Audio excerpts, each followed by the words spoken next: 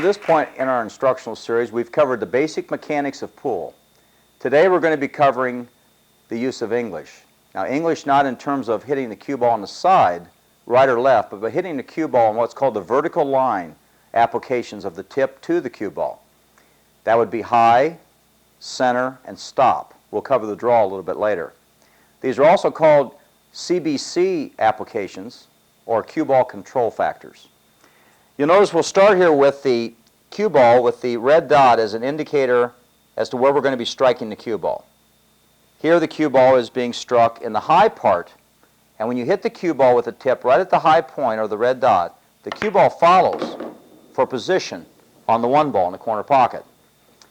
The next position of contact for the tip is in the center of the cue ball.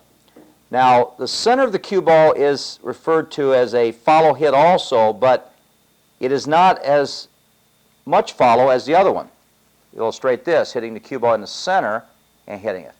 And the ball rolls, but instead of rolling for the 1, it rolls for position on the 7 in the corner pocket. So it doesn't roll quite as far. And the third application is the one which is what most of the professionals use when they play, and it's called the stop hit.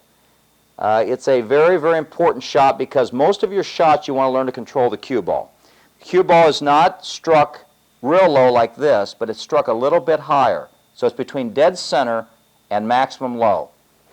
When you strike the cue ball right there with about a medium speed hit, the cue ball stops in position and you have a straight-in shot to the corner pocket.